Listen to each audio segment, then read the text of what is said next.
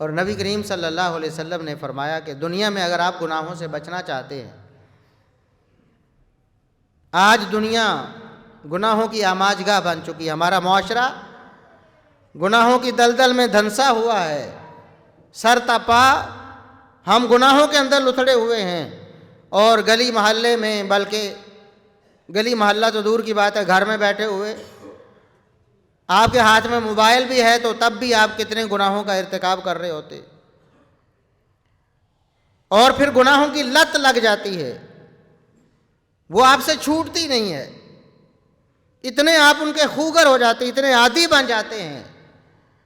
نشہ ہو جاتا ہے اس گناہ کا، اور اس کے بغیر آپ کو نیند ہی نہیں آتی،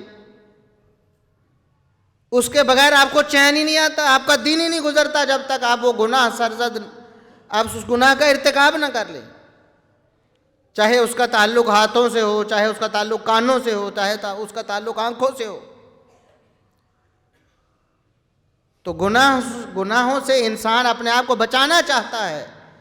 لیکن پھر بھی بچا نہیں پاتا، کوشش کرتا، کہتا میں بہت کوشش کرتا ہوں،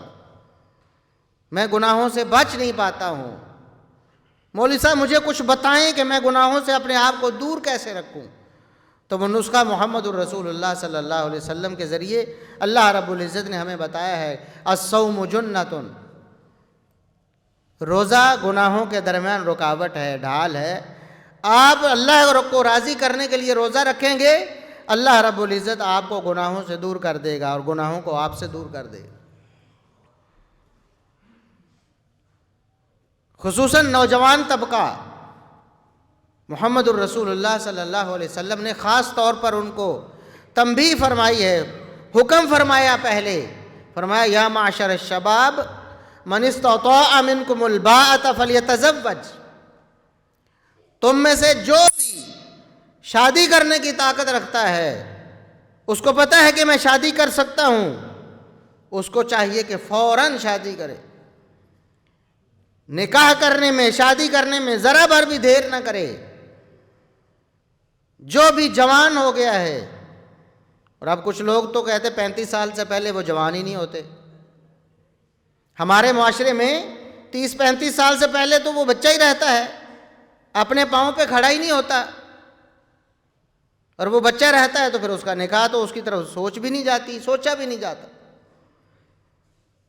ہمارا اسلام کیا کہتا ہے، ہمارے پیغمبر اسلام صلی اللہ علیہ وسلم کیا فرماتے، آپ کی تعلیم کیا ہے؟ ہر وہ شخص جوان ہے جو بالغ ہو چکا ہے، بلوغت کی نشانیوں میں سے آخری نشانی، اگر کوئی بھی نشانی پوری نہیں ہوئی تب بھی 15 سال آخری حد ہے، 15 سال جس دن اس کی عمر پوری ہو گئی، اور یہ اسلامی سال ہیں، انگریزی سال نہیں، انگریزی سال تو تھوڑے بنیں گے کیونکہ اسلامی سال چھوٹا ہوتا ہے، اب اس کے حساب سے اگر آپ کریں تو وہ تقریباً 14.5 سال تقریباً بنے گی۔ جب اتنی عمر آپ کی پوری ہو جاتی ہے تو آپ جوان متصور ہوں گے، آپ بالغ ہیں اور شریعت کے تمام احکام کے آپ مکلف ہیں۔ اس کے بعد ایک نماز بھی چھوٹی تو اللہ رب العزت کے ہاں کبیرہ گناہ کے مرتکب ہوں گے، جہنم بھی مقدر بن سکتی ہے۔ ایک روزہ بھی چھوٹا، اللہ کا ایک حکم بھی نظر انداز کیا تو آپ اللہ کے ہاں مجرم ہیں، اور آپ کو اس جرم کی پوری سزا ملنی ہے۔ تو اللہ کے رسول صلی اللہ علیہ وسلم نے جوانوں کو مخاطب فرمایا، جس کی عمر 14.5 سال سے اوپر ہو چکی ہے،